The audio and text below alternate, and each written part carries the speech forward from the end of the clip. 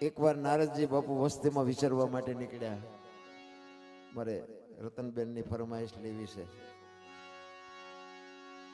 નારદજી વસ્તીમાં વિચારવા માટે નીકળ્યા ને, એક ગામની માલિકો આવી અને એક ડેલીમાં જઈને કીધું ભિક્ષાન દેહી, અને બાપુ એમાંથી એક બેન હુપડું ભરીને અનાજ લઈને આવી. કીધું લ્યો બાપુ, અને હુપડું ભરીને અનાજ જોડીમાં નાખ્યું. અને નારદજી આશીર્વાદ આપ્યા કે તારા ભર્યા ભંડાર રાખે અને તારા જેણા જીવતા રાખે. જેણા જીવતા રાખે એમ કીધું ને હાથમાંથી હુપડું પડી ગયું. નારદજીએ કીધું બેટા કેમ હુપડું પડી ગયું, મારાથી કઈ આડું બોલાઈ ગયું? કે ના બાપુ એવું નથી, પણ તમે કીધું ને કે તારા જેણા જીવતા રાખે. મને ભગવાને શેર માટીની ખોટ આપી છે, મને સંતાન નથી. નારદજી વિચાર કરે છે કે હારું ખાવા ધાન નો અહીંયા 5-5 ને 7-7 આપે ને અહીંયા આવી બાય આવું ભર્યું ભાદરું ઘર સાધુ સંતોને હુપડા ભરી ભરીને અનાજ આપે, અને એને અહીંયા શું દુકાળ પડ્યો છે? એક દીકરો નો આપીએ કે? ભગવાનને જઈને મારે કહીને અરે બાજુ છે. એ નારદજી કૃષ્ણ પરમાત્મા પાસે ગયા અને પ્રભુને વાત કરી કે પ્રભુ તમે ક્યાંક ક્યાંક અન્યાય કરો છો. કે કેમ? કે હું એક ગામમાં ગયો બાપુ, કેવું ઘર, અને ભિક્ષાન દેઈ મેં કીધું ને એક હુપડું ભરીને અનાજ લઈને આવી. એના ઘરમાં શેર માટીની ખોટ. તમે ખાવા ધાન નો અહીંયા 5-5 આપો ને અહીંયા એક નો આપી શકો? કૃષ્ણ પરમાત્માએ નારદજીને કીધું કે નારદ, હજી સાચી વાત ને તને ખબર જ નથી. કે કેમ? કે એને આ ભાવમાં ને એને 7 ભાવ સુધી સંતાનનો યોગ નથી. કે એને 7 ભાવ સુધી સંતાનનો યોગ નથી. અને ભાઈ નારદજી ધ્રુજી ગયા. હો ભાઈ, આ બાઈ નું શું કરમ હશે? 7 ભાવ સુધી આવી દયાળુ બાઈ, આવું ભર્યું ભાદરું ઘર, અને 7 ભાવ સુધી સંતાન નહીં. અને બીજી વાર જયારે અહીંયા આવ્યા ને, ત્યારે ફળિયામાં 7 દીકરા રમતા હતા. એટલે નારદજીને એમ થયું કે આ આડોશી પાડોશીના છોકરા હશે, કારણ કે આને તો 7 ભાવ સુધી ભગવાન ના પાડતા હતા, એટલે એના તો હોય નહીં. એટલે એને બીજી વાર જયારે અનાજ આપ્યું પછી આશીર્વાદ આપ્યા કે બેન આ કોકના છોકરા તું રમાડસ ને એનું ફળ તને આવતા જન્મમાં પ્રભુ ચોક્કસ આપશે. તો કે શું કીધું બાપુ? એ કે આ તું પારકા છોકરાને રમાડસ ને એનું ફળ તને આવતા જન્મમાં મળશે. એ કે બાપુ એ પારકા નથી, હાથે હાથ મારા છે, હું એની હાથેની જણનારી જનેતા છું. અને નારદજીને વાઢ્યા હોય તો લોહી નો નીકળે. ભગવાન કે આના 7 ભાવમાં કાંઈ નથી ને આના 7 દીકરા. હવે તો ભગવાન અરે બટા ઝટી બોલાવી છે.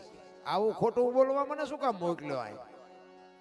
અને એ નારદજી ગયા અને આમ સામે જોયું ને કૃષ્ણ પરમાત્મા, એ તો બધું જાણે, તનકી જાણે, મનકી જાણે, જાણે ચિતકી ચોરી. એનેથી શું તમે હું છુપાવવાના હતા? તમારી મારી બધાની જાને દોરી એના હાથમાં છે રામ. એટલે આમ જોઈ ગયા અને કૃષ્ણ પરમાત્માને ફરિયાદ કરે. એટલી વારમાં કૃષ્ણ પરમાત્માએ કીધું નારદ અહીંયા મારે તારું કામ છે. મને પેટમાં પીડા ઉપડી છે અને વૈદ્ય મને કીધું છે કે કોઈક માણાનું કાળજું ક્યાંકથી મળે તો ગોતી લાવ. મને આ કાળજા વગર મેળ નથી પડે, મને પેટમાં વાટી નાખે છે. એટલું બધું પેટમાં દુખે છે. ઓલી વાત એક બાજુ પડી રહી અને આમાં વાત ચડી ગઈ. આટલું બધું તમને પેટમાં દુખવા માંડ્યું છે. વૈદ્ય કીધું માણાનું કાળજું. કે આ તું ગમે વ્યવસ્થા કર, ક્યાંકથી નકર હું મરી જાય છે. અને ભાઈ નારદ ઉપડ્યા હોય ત્યાંથી, ચારે બાજુ રાડ્યું મીડિયા પાડવા છે. કોઈની પાસે કાળજુ, કોઈ માણાને કાળજુ દેવું હોય તો અમારો ભગવાન બીમાર પડ્યો છે, કાળજુ છે કોઈની પાસે. અને ભવનાથ ગિરનારની તળેટીમાં નીકળ્યો અને એક રૂખડીયો બાપુ બેઠેલો. એને કીધું કે એ બાપુ, એ મહારાજ આયા શું રાડ્યું પાડો? એ કે ભાઈ અમારો ભગવાન એક બીમાર પડ્યો છે ને એને માણાનું કાળજુ જોઈએ છે. વૈદ્ય કીધું છે કાળજુ મળતું નથી, કે રાડ્યું પાડી પડીને થાકી ગયો. ભગવાન બીમાર પડ્યો છે? તો કે હા. કે માણાનું કાળજુ જોવે છે? તો કે હા. તો કે સરી છે તમારી પાસે? તો કે હા. કોકના કાળજા કાઢવા હોય એટલે તો સરીઓ હારે જ હોય. એ કે આ રહી. અને એ બાપુ કાળજુ કાઢીને આપ્યું હોય એ રૂખડ બાવાએ. અને એક હાથમાં કાળજુ અને એક હાથમાં સરી લઈને આવ્યો બાપુ કૃષ્ણ પરમાત્મા પાસે. અને આમ સામે કૃષ્ણ પરમાત્માએ જોયું ને તો કૃષ્ણ ભગવાનને એમ થયું કે એને કોકને ગુડી નાખ્યો હોય, મારો દીકરો હાસન મારીને લાવ્યો હોય. અને અહીંયા આવ્યા એટલે કીધું લ્યો પ્રભુ લ્યો આ કાળજો લે કે પણ મને મેળ પડી ગયો, મારે મટી ગયો, મને કાંઈ જરૂર નથી કે મટી ગયું કે હા મટી ગયું. અને તું લાવ્યો એ કે આથી તો તમે જ લેવા જાવ તો ખબર પડે કેવી રીતે લાવ્યો એ કે માંડ કેટલું રખડ્યો ત્યાં મેળ પડ્યો. તો કે કેવી રીતે મળ્યું? ઈ કે કટાર મારીને કાઢી દીધું. કે કેવી રીતે કટાર મારી? કે કટાર તું લઈ ગયો તો કે હા. તો કે પેટમાં કટાર મારીને કાળજું કાઢીને મને આપી દીધું. અને કૃષ્ણ પરમાત્માએ કીધું ગાંડા, જે કટાર મારીને કાળજા કાઢી દે ને એ ધારે તો હાથ દીકરા લઈ જાય ને કે તારું કાળજું ક્યાં બહાર કેમ જીવતું? કે તારું કાળજું નહોતું, તું કોકના કાળજા લેવા ગયો ઈ કે તું માણા નહોતો. એટલે બાપુ સંતોને લખવું પડ્યું, રૂખડ બાવા તો એ હળવો હળવો હાલજો,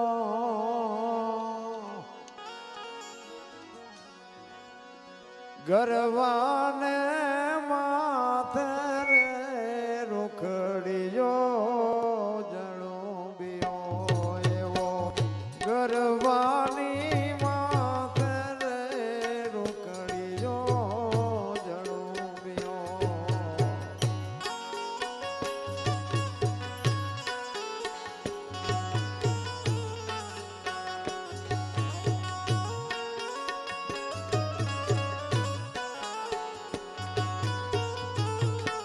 જય હો.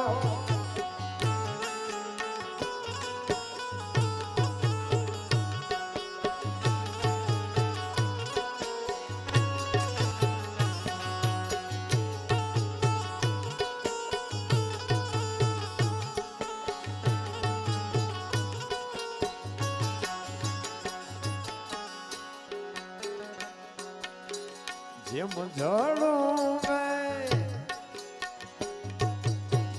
મુરલી માથે નાગજો, જેમ જળું ઓલો જેમ જળું મુરલી માથે નાગજો, એવો ગરવાની માથે રે રૂખડીયો જણુબિયો, એવો ગરવાની માથે રે રૂખડીયો જણુબિયો.